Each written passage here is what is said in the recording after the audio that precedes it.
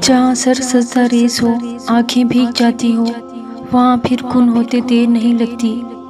یقین رکھو وہ حضرت یونس علیہ السلام کو مچھلی کے پیٹ میں زندہ رکھ سکتا ہے تو تمہیں کیوں نہیں مشکلات سے نکال سکتا؟ وہ تو دینے پر قدرت رکھتا ہے۔ کن کے معجزے اب بھی ہوتے ہیں۔ اگر آپ کا یقین اس رب پر کامل ہے تو یاد رکھیے، میرا اللہ اپنے بندے کو کبھی مایوس ہونے نہیں دے گا۔ جب نہ مانگ کر ہمیں اتنا کچھ مل رہا تو سوچیے جب مانگیں گے تو وہ ہماری ہر مانگ جو جائز ہو، ان تمام خواہشات کو پورا کرنے پر وہ قادر ہے۔ وہ ہمیں سن بھی رہا ہے اور دلوں کے بھیدوں سے بھی واقف ہے۔ اور اللہ پاک نے قرآن مجید میں فرمایا، تم مجھے ویسا ہی پاؤ گے جیسا میرا گمان کرو گے۔ یہ ہم سب پڑھتے ہیں لیکن سمجھتے نہیں۔ تم جانتے ہو حضرت موسیٰ علیہ السلام کے پیچھے فوج لگی ہوئی تھی، تب اللہ تعالیٰ نے کیوں سمندر کو 2 حصوں میں بانٹ دیا؟ تم جانتے ہو حضرت ابراہیم علیہ السلام کو آگ میں جانے کا حکم دیا گیا تو کیوں اس نے آگ کو ٹھنڈا کر دیا؟ تم جانتے ہو کیوں اس نے حضرت یوسف علیہ السلام کو کنویں میں بھی پالا؟ کیا تم جانتے ہو کیوں اس نے حضرت ہاجرہ کو صحرا میں بھی زمزم دیا؟ کیوں حضرت یوسف علیہ السلام کو کنویں میں پالا؟ کیوں یونس علیہ السلام کو مچھلی کے پیٹ میں بھی محفوظ رکھا؟ کیوں حضرت زکریا علیہ السلام کو عمر کے آخری حصے میں اولاد سے نوازا؟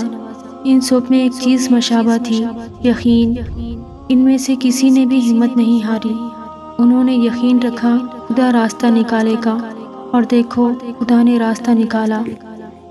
وہ سب اس پر یقین کر کے آگے بڑھتے رہے، اور دیکھو اس رب نے بھی انہیں مایوس نہیں کیا۔ اور توکل تو یہ ہے کہ راستہ نہ ہو اور تم کہو اللہ راستہ بنانے والا ہے، اور جب تم اس کا اچھا گمان رکھو گے تو یقیناً وہ سب اچھا ہی پاؤ گے، اور پھر دیکھنا وہاں سے راہیں نکلیں گی جہاں تمہارا وہم و گمان بھی نہیں جا سکتا۔ میں تمہیں ایک بات بتاؤں، دراصل ساری کہانی ہمارے یقین کی ہے۔ وہ رب کہہ چکا ہے کہ مجھ سے جیسا گمان رکھو گے میں ویسا ہی ملوں گا۔ اگر تم اپنی دعاؤں میں شک میں مبتلا رہو گے تو پھر شاید ہی تمہاری دعائیں قبول ہو۔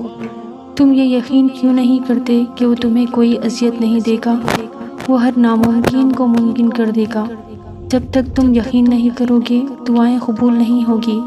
اس کی محبت ہم سے یہ مطالبہ کرتی ہے کہ ہم اس پر اندھا یقین کریں، اس کی قدرت پر کوئی سوال نہ اٹھائے۔ وہ سمندر کے درمیان راستہ بنانے والا رب تمہیں بھی طوفان سے بچا لے گا۔ وہ کشتی نوح علیہ السلام کو پار لگانے والا رب تمہیں بھی ڈوبنے نہیں دے گا۔ وہ آگ کو ٹھنڈا کرنے والا رب تمہیں بھی آزمائش سے نکال دے گا۔ تم یقین تو کرو، اپنے سوال کو کرنا تو چھوڑو اس کے کن پر، اور پھر تم دیکھو گے وہ جو سب تم دیکھنا چاہتے ہو۔ تم خود اپنی دعاؤں سے ہی اپنا مقدر لکھتے ہو، اور تمہاری دعائیں ہی تم تک وہ سب لے آتی ہے جو تمہارا نصیب بھی تمہیں نہیں دے پاتا۔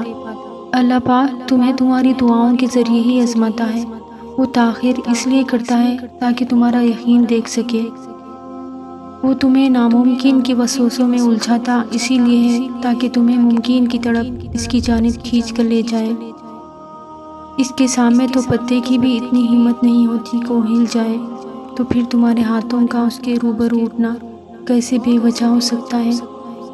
وہ جب تمہاری دعاؤں کو قبولیت کے لیے چن لیتا ہے تب وہ تمہارے دل میں دعا کا خیال بھی خود ہی ڈال دیتا ہے۔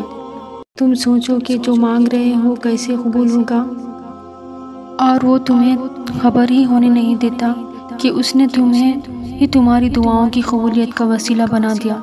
تم نصیب اور وقت سے لڑتے ہو، یہ سوچے بنا کہ نصیب لکھنے کا اختیار تو اللہ پاک نے تمہیں دے رکھا ہے کہ اپنی دعاؤں سے جب چاہو جو چاہو بدل ڈالو۔ تمہاری دعائیں وہ سب کر سکتی ہے جو تمہارا مقدر نہیں کر سکتا، اور دعاؤں سے تو رب بھی مل جاتا ہے۔ تو پھر یہ چاہت یہ کیا چیز ہے؟ بس تمہیں یقین رکھنا ہے کہ جو اس سے مانگ لیا جائے وہ مل کر ہی رہتا ہے۔ پھر وہ تمہیں وہاں سے دے گا کہ تمہاری دعائیں بھی حیران رہ جائے گی۔ یا اللہ، تیرے یہ بندے بے بس ہے، تھک گئے ہیں زندگی کی ان الجھنوں سے۔ اے اللہ، تجھے تیری شان کریمی کا واسطہ سکون قلب بھی دے دے۔ جن باتوں کو لے کر اذیت میں ہے ان کو راحت میں بدل دے۔ بے شک تیرا وعدہ ہے کہ عنقریب ہم تمہیں اتنا دیں گے تم خوش ہو جاؤ گے۔ یا اللہ بے شک تو بہترین انداز میں اسباب پیدا کرنے والا ہے، ہمارے لیے بھی اسباب پیدا کر دے، ہماری اذیت کو ختم کر دے اور ان سب دعاؤں پر قرب فرما دے جو ہمیں بے چین رکھتی ہے۔ بے شک تو حیا والا ہے، اپنے بندے کو خالی ہاتھ لوٹا دے تجھے شرم آتی ہے۔ یا اللہ ہمارا خالی دامن بھر دے، آمین ثم آمین۔ ناظرین گرامی، اگر آپ کو یہ ویڈیو پسند آئے تو ویڈیو کو لائک کریے اور چینل کو ضرور سبسکرائب کریے۔ جزاک اللہ خیر۔